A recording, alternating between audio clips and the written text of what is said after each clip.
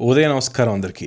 ఈరోజు డిసెంబర్ 26. ఈరోజు ఒక ఇద్దరు బాల్లో ఒక సామ్రాజ్యాన్ని ఎదురుగా నిలబడిన దినోత్సవంగా ప్రకటిస్తారు. ఈరోజు వీర్ బాల్ దివాస్. దాని తాలూకు ప్రాముఖ్యత తెలుసుకోవడం మనందరికీ చాలా ఇంపార్టెంట్. సో దానికోసం మనం మాట్లాడుకుందాం. ఇది మనకు తెలియాలంటే ముందు మనం 1704కి వెళ్ళాలి. ఇది గురు గోబింద్ సాబ్. ఆయన 10th గురు ఆఫ్ సిక్స్ అనమాట. సిక్కులకి 10 మంది గురువులు ఉన్నారని తెలుసు కదా. సో వాళ్ళలో 10వ అతను. దీని తర్వాత నుంచి హ్యూమన్ గురువుస్ ఎవరు సిక్లో లేరనమాట. వాళ్ళందరికీ ఇంకా గురు గ్రంథ్ సాహిబే ఒక దిక్సూచిగా పనిచేస్తుంది ఇప్పటికీ. సో అంతకన్నా ముందు గురు గోబింద్ సింగ్ అనే అతను వాళ్ళకి లీడర్గా ఉండేవాళ్ళు. 1704లో ఆనంద్పూర్ సాహిబ్ ఫోర్ట్ అది సీజ్కి గురైందనమాట. కొంతమంది మొఘల్ రాజులు అండ్ కొంతమంది పహాడీ రాజులు, హిల్ రాజాస్ అంటారు, వీళ్ళకి గురు గోవింద్ సాహిబ్జీ తాలూకు ప్రాముఖ్యత పెరగడం నచ్చలేదన్నమాట. కల్సా అని ఒక కొత్త క్రీడ్ని తయారు చేశారు. అంటే ఎవరికి క్యాస్ట్ అనే సిస్టమ్ ఉండదన్నమాట. అందరూ సమానులే ఈ కల్సా ట్రైబ్లో. అందరి మగవాళ్ళని సింగ్ అని, అందరి ఆడవాళ్ళని కౌర్ అని పిలుస్తారు.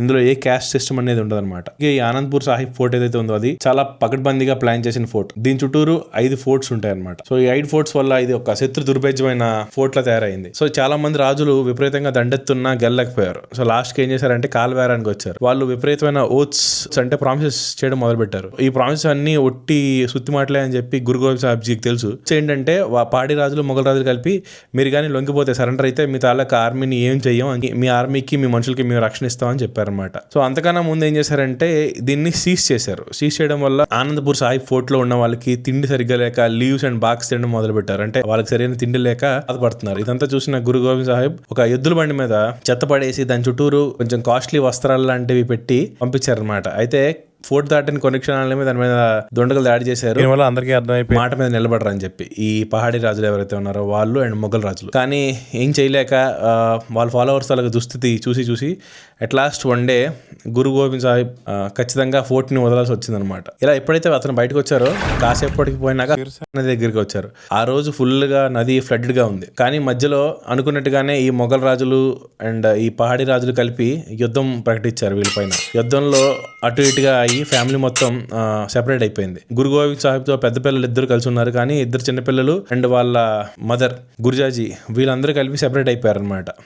ఇలా సెపరేట్ అయిపోయిన పిల్లల్ని అప్పుడు గవర్నర్ ఆఫ్ సిర్హింద్ వజీర్ ఖాన్ పట్టుకొని వాళ్ళని అరెస్ట్ చేశాడు అనమాట. అరెస్ట్ చేసి వాళ్ళని ఫోర్స్ గా కన్వర్ట్ అయిపోవండి ముస్లిమ్స్ కింద అని చెప్పి చాలా బలవంత పెట్టాడు. కన్వర్ట్ అయితే మీకు కావాల్సిన ఆస్తులు ఇస్తాం, బ్యూటిఫుల్ ఎస్టేట్స్ ఇస్తాం, నగా నట్రా పొలం పొట్రా అన్నట్టు రకరకాల ఆఫర్స్ ఇచ్చాడు. కానీ వీళ్ళు ఎవరు వినలేదు. అలా వినకుండా డిఫై చేశారనమాట. ఇలా డిఫై చేసినప్పుడు బాబా జోరావర్ సింగ్ ఏజ్ 9 years, బాబా ఫతే సింగ్ ఏజ్ 7 years. ఊహించుకోండి, 9 సంవత్సరాలు 7 సంవత్సరాల పిల్లలకి ఆశ చూపిస్తే ఎంతమంది ఇట్లా పట్టుదలతో ఉంటారు తన ధర్మాన్ని మార్చుకోనని చెప్పి. సో వాళ్ళకి పనిష్మెంట్ గా ఏం చేశాడంటే, అదే డిసెంబర్ ఆల్రెడీ పంజాబ్ లో విపరీతమైన చలి ఉంటుంది, తీసుకెళ్లి తండా బుర్జ్ అంటే లిటర్ గా చెప్పాలంటే కోల్డ్ టవర్ అందులో పెట్టేసి అసలు ఒంటికి చలి కాల్చుకోవడానికి కావాల్సిన బ్లాంకెట్స్, ఉలెన్ వేర్ ఇలాంటివి ఏమి ఇవ్వకుండా వాళ్ళని 3 రోజుల పాటు అతి భయంకరమైన దుస్థితి కలిగించాడు అనమాట. విపరీతమైన చలిలో వాళ్ళు వణుకుతూ బాధపడ్డారు. కానీ అప్పటికి కూడా వాళ్ళు కన్వెన్షన్ వదులుకోలేదు. ఎట్టి పరిస్థితుల్లో తన ధర్మం మార్చుకోవాలని చెప్పి ఆ ఇద్దరు పిల్లలు డిఫై చేశారు. ఇది తట్టుకోలేని అతను ఏం చేశాడంటే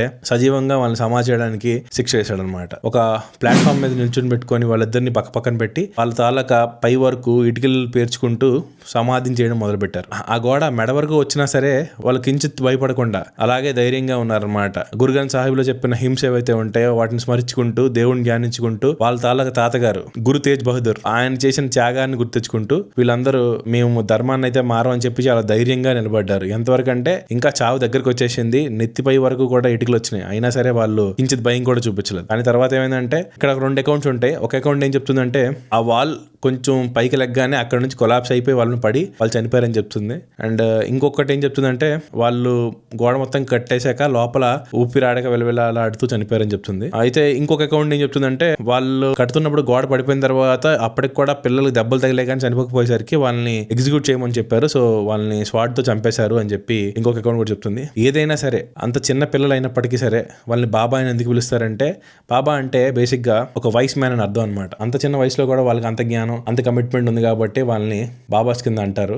అండ్ వాళ్ళని సాహిబ్ జాదేలు అంటారు. మొత్తం నలుగురు కదా, గురు గోబింద్ సింగ్ పెద్ద కొడుకులు ఇద్దరు వారిలో చనిపోతే వీళ్ళిద్దరు ఇక్కడ వజీర్ సింగ్ పెట్టిన చిత్రహింసలు చనిపోయాడు అనమాట. సాహిబ్ జాదే అంటే పర్షియన్ వర్డ్. ఇది సిక్ ట్రెడిషన్ లో కూడా దీనికి చాలా మంచి అర్థం ఉంది. సాహిబ్ అంటే గురువు అండ్ జాదే అంటే వాళ్ళ పిల్లలు అనమాట, ప్రిన్సెస్ అని అర్థం ఒక రకంగా చెప్పాలంటే. ఈ 4 సాహిబ్ జాదేస్ చనిపోయిన కారణంగా December 26 ఈ రోజున మనం వీర్ బాల్ దివస్ కింద ప్రకటించింది గవర్నమెంట్. వార్త తెలిసిన మాతా గుజ్రీజీ కూడా కాసేపటికి మరణించారని చెప్పి అకౌంట్స్ చెప్తున్నాయి. గురుద్వారా జ్యోతి స్వరూప్ అని ఒక ఏరియా ఉంది, అక్కడ వాళ్ళ తాలూకా క్రిమేషన్ గ్రౌండ్, దానిపైన ఒక గురుద్వారా అనేది ఈ ఇద్దరు పిల్లల తాలూకా ధైర్య సాహసాలు మనం ఖచ్చితంగా గుర్తుపెట్టుకోవాలి. వాళ్ళ తాతయ్యని పుచ్చుకున్నారు. ఇంతకీ వాళ్ళు చనిపోయినా సరే ఆ వజీర్ ఇంకా వాళ్ళ మీద ఉన్న కక్ష తీరలేదన్నమాట. వాడు ఏం చేశాడంటే వాళ్ళని క్రిమేట్ చేయడానికి స్థలాన్ని ఇవ్వలేదు.